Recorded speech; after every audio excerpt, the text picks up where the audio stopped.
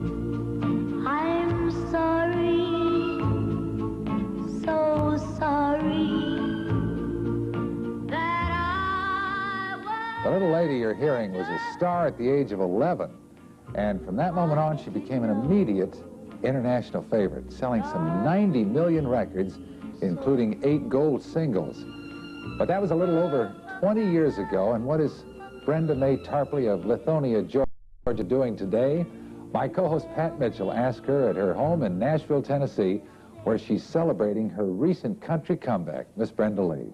Gary, you know, if things had worked out a little bit differently, I might have been the one with a music career here in Nashville, Tennessee, and Brenda Lee might have been interviewing me.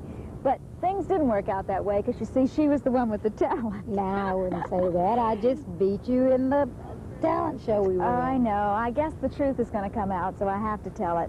Long ago, when Brenda and I were both much younger, you weren't much shorter, however. Thank you. We competed in a talent contest in Augusta, Georgia, WJAT. That's right.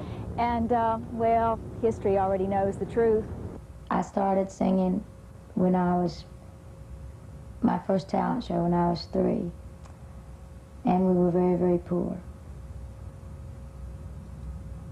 I knew then, somewhere, maybe I couldn't express it or say it, but I knew that this was what I was going to do, because this was the only way that I was going to get out of the environment and get my mom and my brothers and sisters out.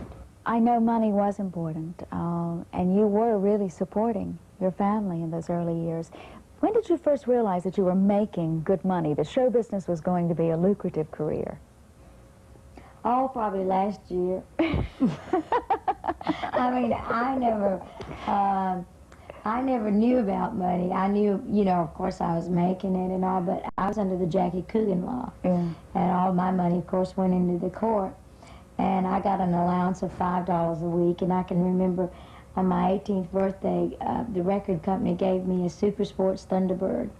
And I couldn't even fill it up, you know, on $5. That was all I got a week. Your fans have watched you grow up from a little girl to a grown woman, and yet you have continued in this music business when so many others fell by the wayside at various ages. What made you last?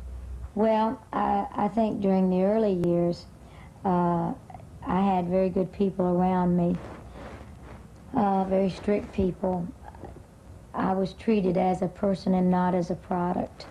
To a certain extent, of course, I was treated as a product because I was, but I was not just thrown to the wolves. Things like going to school were important too, and we worked on the weekends. And then I think a person, you know, has a choice. You choose what you do, and this business doesn't make you any crazier than any other business does. But when you've had the kind of career you've had, there's so many memories. I mean, I see the pictures all over the house of you with practically every famous person in the world. What are the best memories for you? Well, I think the first time that I worked with Elvis was certainly one of my great memories. Personally, I feel that the plight of the teenager is self-induced. We can't blame our parents for overprotecting us when it is our own narcissistic compulsions that guide us into temporarily abysmal depressions. What do you think? Well, I think it'll sell if you get a shorter title. I think I've met just about everybody in the business except Frank Sinatra. If anybody influenced me in my style of singing, he probably did more than anybody in phrasing. I think he's the best phraser in the business. And when I was 10 years old, my manager went out and bought everything Frank Sinatra ever did. And I would sit and listen for hours just to how he phrased. Was there a time when you felt you just didn't want to be in the business anymore? In 76, when I got out of it completely, when I stopped recording for 4 years. I just didn't feel like there was a place for me. And I talked it over with my husband, and I said, let's just gamble and let's just get off of a label we've been on for 20 years, you know, and hopefully maybe when my time comes again, if it does, we can get back in.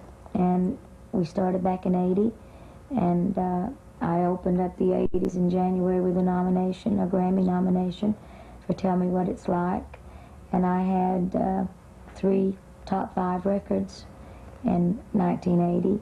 I have a record out now that's 32 with a Bullet, the 4th week, and it was just documented a couple of months ago by Naris that I am the top solo female vocal artist of all times in all fields of music, the biggest seller of all times with 90 million records.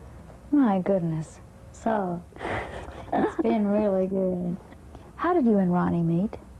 We met in October of 1962 at a Jackie Wilson concert at the old Fairgrounds Coliseum here in Nashville that has since burned down. Was it love at first sight? It was for me. I don't think it was for him. I know it wasn't for him. Well, other than the fact that Ronnie is tall, dark, and handsome, was there anything else you liked? He was good and honest and had a lot of integrity. And I thought he would be a good father. And he is. And he's a good husband. My lifestyle, as he says, has been a bit more strange than his. So he understands my moodiness and my ways a lot more than most would. Sitting here talking to you, I realize more clearly why you have not only survived, but risen above so many of the pitfalls Well, thank you. of this business. That's the nicest thing anybody said to me in a long time. Well, Thank you. certainly deserved. Thank you. You know, it's really difficult to imagine. Brenda Lee has been in the business for 30 years. Boy, a lot of talent, that little lady. We thank